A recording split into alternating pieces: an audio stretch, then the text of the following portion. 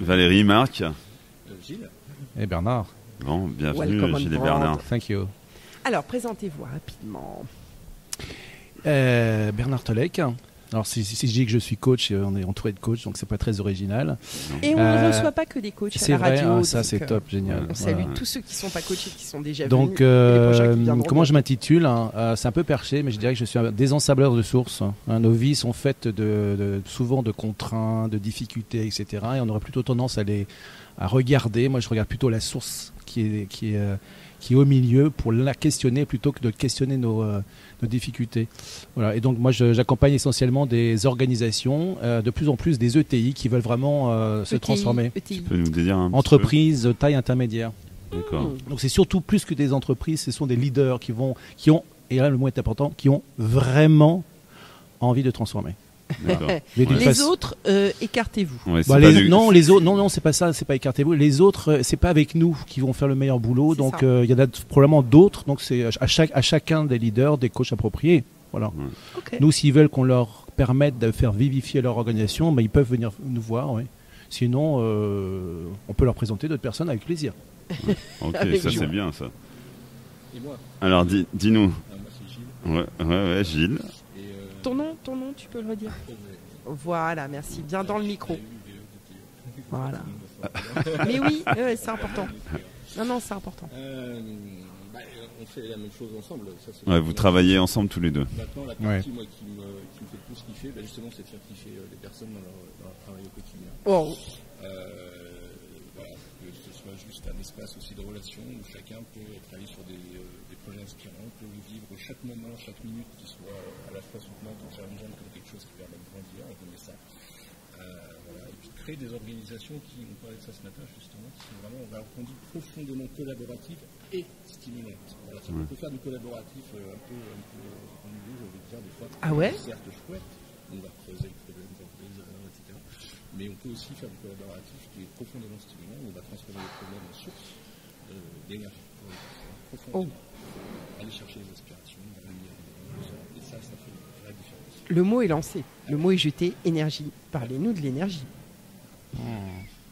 Et alors, tiens, je vais poser la question. Dis donc. Ouais. C'est Ouais. pas Mais ça la règle du jeu. Non, parce que là, vas-y. non. Je dirais que. Essaye toujours. Il y a des j'ai- jeux, alors notre boulot, justement, c'est de changer des règles. Ah mince. On n'était pas dans la radio qui avait envie de changer.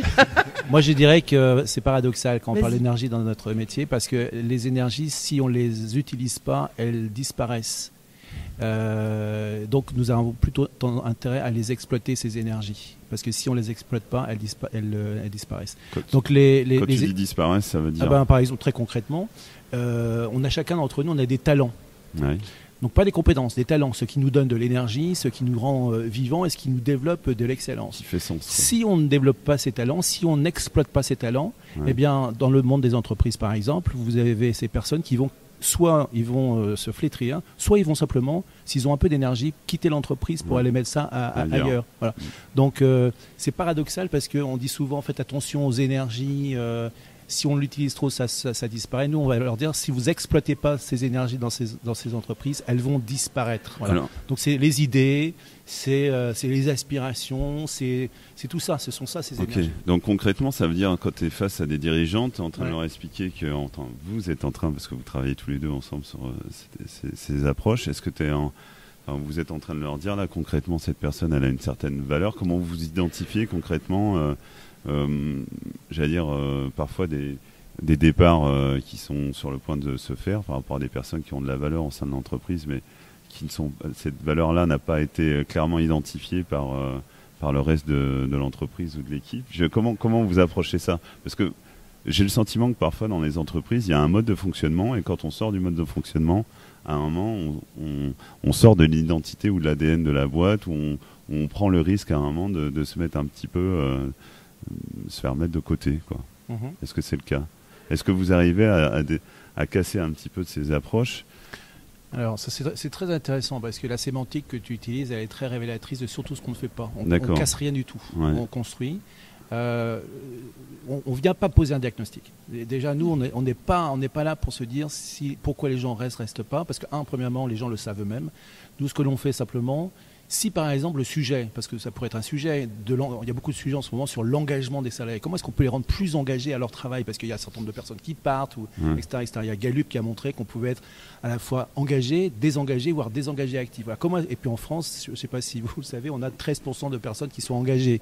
Vous imaginez le nombre de personnes qui ne le sont pas. Donc on va plutôt aller créer des conversations à l'intérieur de ces organisations pour aller demander aux personnes qui sont engagées pourquoi ils le sont. Alors on ne va pas leur demander comme ça, on va leur poser une question du type « Raconte-moi un moment ici, dans cette organisation, où tu t'es senti profondément vivant, tu t'es senti reconnu, tu t'es senti stimulé et ça a donné des résultats extraordinaires. » Alors, extraordinaire, on dirait peut-être pas ça en France parce que les Français sont plutôt à dire des résultats qui sont pas mal. En travaillant de temps en temps avec des pays anglo-saxons, on dit extraordinaire, là, ils comprennent tout de suite. Et donc c'est ça qu'on va aller chercher. Donc on pose pas de diagnostic. Et la bonne nouvelle, c'est que quand une personne vient de l'extérieur, c'est souvent un expert qui vient poser un diagnostic. Nous, on estime que l'ensemble des personnes dans une organisation, c'est 100% tous des experts de leur propre expérience. Donc c'est ça qu'on va faire. Oui, ça on est d'accord. Mais comment à un moment, eux, ils peuvent prendre, enfin ceux qui sont pas stimulés, finalement, comment ils prennent la place dans cette organisation? Comment à un moment, parce qu'il y a des gens qui restent dans des structures pour plein de raisons, pour des questions financières, de sécurité. Enfin après, on a tous des approches dans le travail pour manger, par nécessité. Comment à un moment on arrive à stimuler tout le monde et alors que certains se disent lui peut-être qu'il fonctionne pas comme moi ou il est déjà en phase dans son travail pour plein de raisons. Comment les autres arrivent à finalement s'identifier à ceux qui sont extraordinairement impliqués ou dans ces structures, quoi. Alors, déjà, moi, ça fait un peu plus de 20 ans aussi que je forme des managers sur ça. Je n'ai jamais été en capacité de stimuler qui que ce soit. D'accord. Il faut créer des conditions pour que les personnes trouvent leur raison d'être stimulées dans une organisation, ça c'est clair. Et l'idée, c'est vraiment de partir sur ça. Ça me rappelle une histoire quand même sur une organisation où il y avait des personnes qui étaient particulièrement limite dépression quand même, 150 personnes assez lourdement touchées par un management justement, où ils voulaient motiver les gens, mais quand ils voulaient motiver de mettre des règles, ça fait exactement l'effet inverse. Ils ont fait un diagnostic. Sois motivé, je le veux. Ça marche pas. Ils ont fait un diagnostic sur le bien-être au travail, c'était génial parce que les personnes ont vu des écarts énormes entre ce qu'ils vivaient et ce qu'il faudrait vivre pour être bien, donc c'était encore pire après. C'était à dire ce qu'il faudrait vivre. Alors, le questionnaire était super, d'ailleurs les personnes auraient pu donner les mêmes réponses, sauf que du coup, sans aller voir des endroits où même ils n'imaginaient pas qu'il y avait des problèmes. Donc ils ont vu encore plus de problèmes, un peu comme la bonnette rouge là, que j'ai devant moi, elle est devenue encore plus rouge. D'accord. Et en fait, on y allait, c'était avec une DRH, avec une simple question. Parce qu'on a voulu proposer une question qui est de dire, voilà, à un moment où vous vous sentiez particulièrement stimulé dans l'organisation, elle nous a dit, là, pas quand même. Il ne faudrait pas pousser, quoi. Donc la question s'est tournée un peu différemment. Et s'est posée sous la forme d'un moment où vous avez passé une journée qui était moins mauvaise que les autres. Et c'est là qu'ils en étaient. Et peut-être, si on osait, une journée qui était meilleure que les autres. Ils ont tous répondu à la moins mauvaise, mais parce qu'ils se sentaient vraiment... C'est Nicole qui nous a rejoint. Alors on partait de loin, oui, on partait surtout d'eux, on partait de leurs besoins. Voilà. Oui, et on fait vraiment attention. Et c'est nous qui aurions pu être loin si on ne s'était pas rapproché d'eux avec une question qui était plus ciselée, absolument. C'est essentiel, c'est crucial, absolument. Et en fait, ça les a juste connectés à des moments où il y avait un peu plus d'énergie d'habitude. Et ils ont vu qu'il y avait des petites choses qui étaient très simples, qui étaient complètement accessibles, actionnables immédiatement. Et en fait, avant même, c'est pas un diagnostic du tout, c'est-à-dire que rien qu'en partageant ça entre eux, finalement, ils avaient déjà des solutions et ils avaient déjà pris des décisions. Ça fait bouger le système. Exactement, ça fait bouger le système. C'est simultané, c'est-à-dire qu'au moment où on pose la question, on est déjà en train de générer un changement. Ça, c'est un des vrais principes de toutes nos interventions. Et ça marche aussi dans le diagnostic, c'est-à-dire que si je fais un diagnostic et je pose des questions où je mesure des écarts, je le fais bouger le système, mais pas de mon point de vue, pas dans le bon sens. C'est le coach qui parle. Mais en tout cas, la bonne nouvelle, c'est quand ils font appel à vous, c'est qu'il y a véritablement une volonté, en tout cas, d'aller vers un changement, enfin quelque chose qui, j'allais dire, qui va être moteur, mais aussi qui va partir de l'intérieur de la structure. Oui, on a la chance de pouvoir choisir nos clients. Et donc nous, on choisit les clients avec qui on va avoir une chance de réussir, mais de réussir très très bien. Voilà. Donc ça veut dire que si des personnes portent des sujets ou de rectification, où ils sont, on laisse. Alors un élément qui est extrêmement important que l'on fait, nous on prend pas de brief avec nos clients. On part du principe qu'on a déjà le contrat. Et donc à partir au premier moment, on pose des questions et on travaille avec la personne. Après la personne signe le contrat ou pas, ok, mais au moins on aura eu la satisfaction de l'avoir fait avancer. Et nombre de contrats qu'on a gagnés parce qu'on n'a jamais pris de brief, mais on a commencé tout de suite à être dans de l'intervention. Ouais.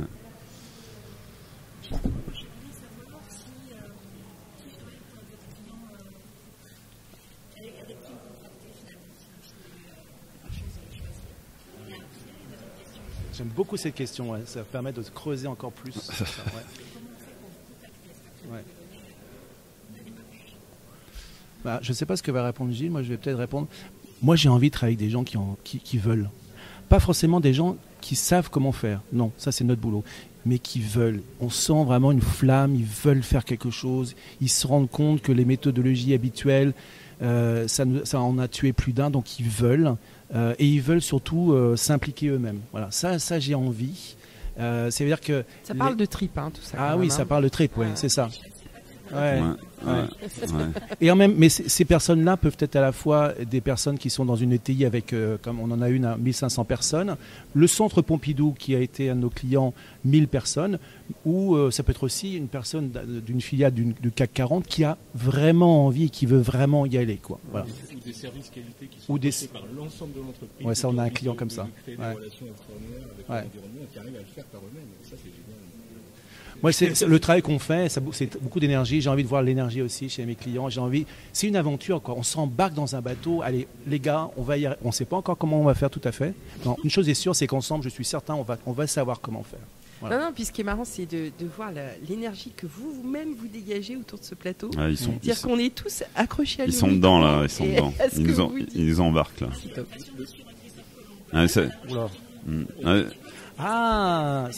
Ça c'est vachement intéressant, la recherche du nouveau monde, parce que c'est un peu ce qu'on essaye de faire pour nos clients, c'est qu'ils ne trouvent pas un nouveau monde, c'est qu'ils trouvent leur monde. Mais en même temps, le nouveau monde, parce que les questions qu'on leur pose habituellement sont des questions, entre guillemets, d'un ancien monde. C'est quel est ton problème, d'où vient le problème, comment éradiquer le problème. Ça, je dirais que c'est presque de l'allopathie. Alors, désolé pour les médecins qui nous écoutent. De l'allopathie, on ferait plutôt de faire de la permaculture. Désolé Guillaume, qui est médecin à Angers, j'espère que tu vas écouter ça et on aura une discussion ensemble après. Vu qu'il est à Angers, Salut Guillaume. Voilà. Bonjour docteur. Oui, Pierre Rabhi. Pierre Rabhi a dit un truc super hier. Ouais. Il a dit génial. Dans le micro, sinon on t'entend. Il a dit un truc super. Moi, je suis bavard. Hein, désolé, Gilles. Quand je m'emporte, je m'emporte. Mais on va laisser passer parler Gilles. Hein, ouais. Mais je vais finir sur Pierre Rabhi. Ce qu'il a dit. Pierre Rabhi, c'est un type extraordinaire. Il a dit une chose. Ça m'a marqué. Il a dit beaucoup de choses. Il a dit une chose qui est finalement le monde, les organisations sont en train de nous questionner sur le manque pour pouvoir consommer. C'est vrai. Ben, nous, on dit au contraire que tout est là. Tout est à disposition. Tout est là. Et on questionne sur le plein quand les gens se focalisent sur le manque. Ouais.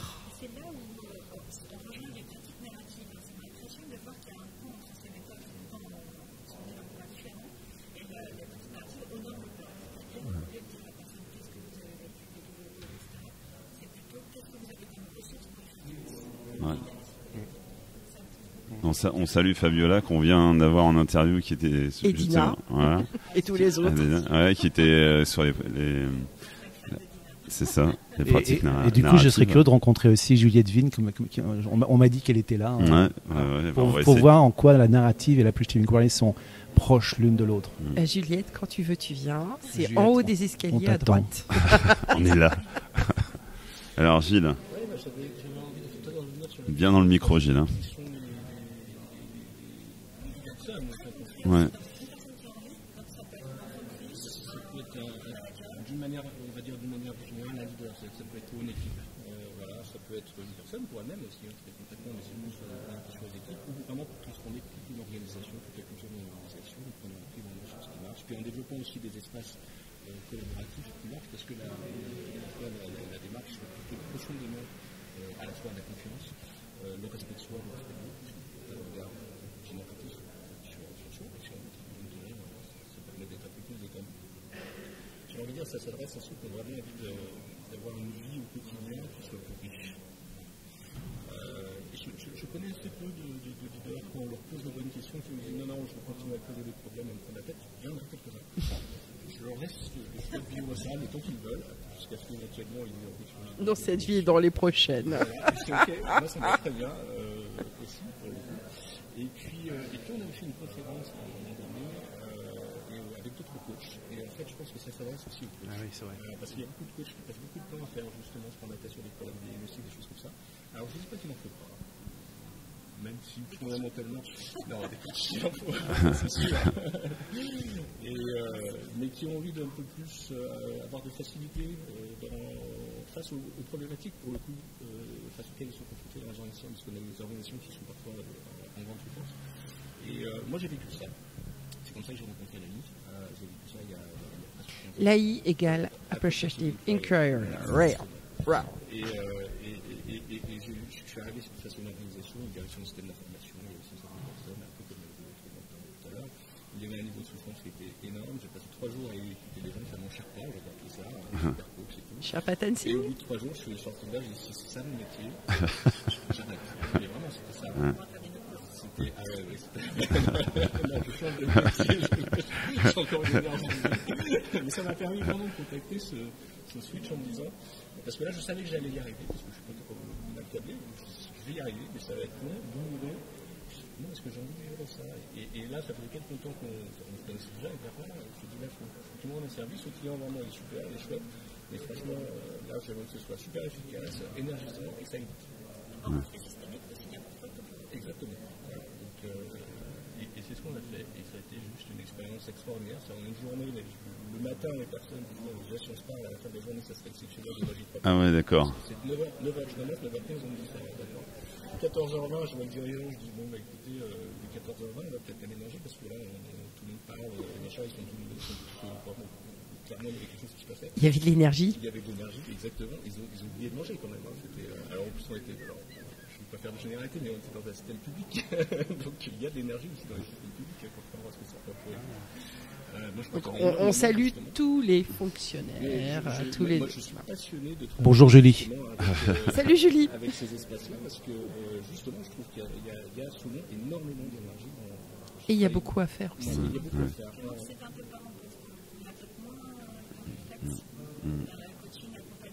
Qui donc?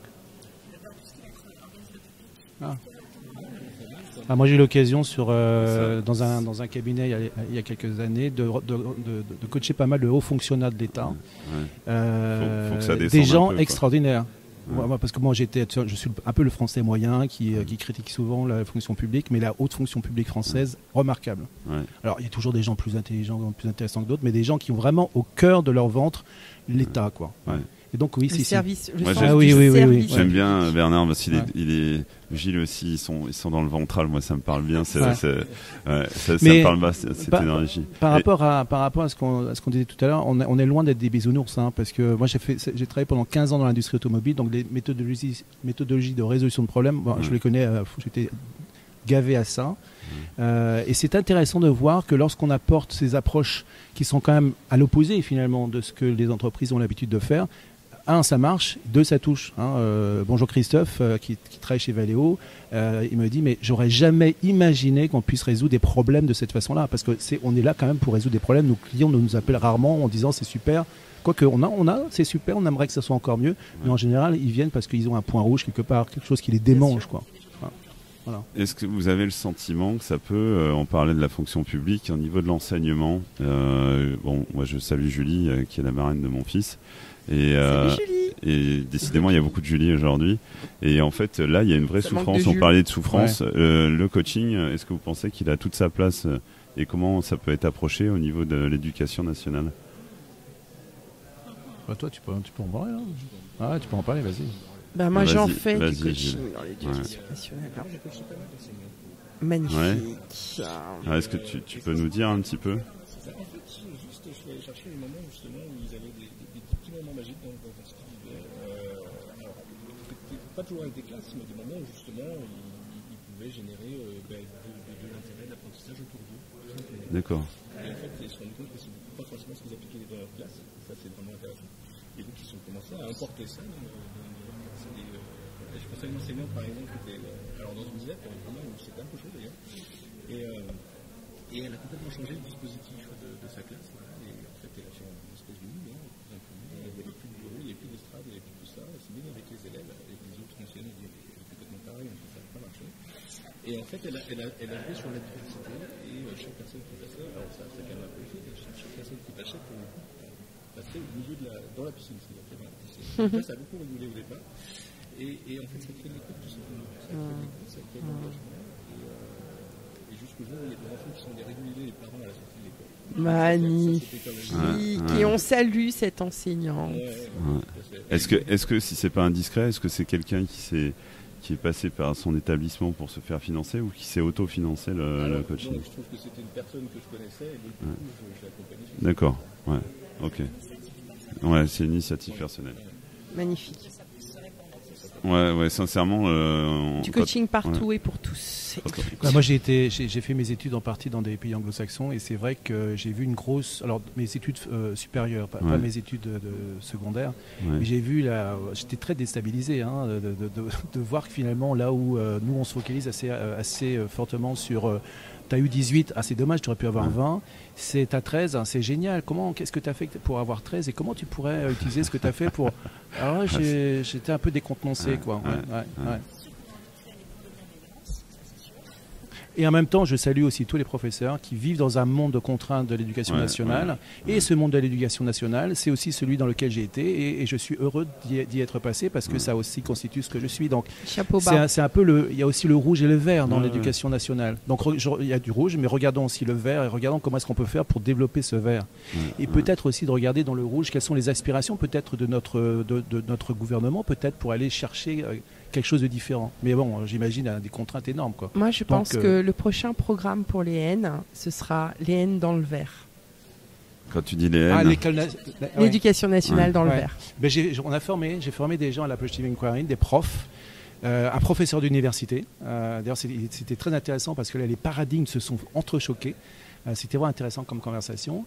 Et j'ai une amie, Laetitia, qui coach précisément des professeurs, des instituteurs avec l'AI et la psychologie positive. Magnifique. Ouais. Merci beaucoup. Alors, moi, c'est pas trop mon monde, je sais pas. Moi, j'interviens. Là, en l'occurrence, les personnes qui sont venues se former chez nous à la Approach Inquiry, c'était des initiatives personnelles. C'est ça. Ouais. C'est après comment démocratiser ça au sein du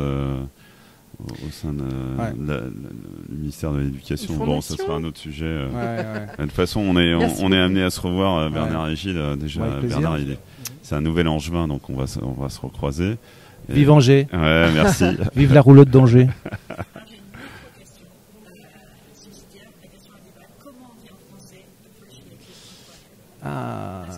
Ouais.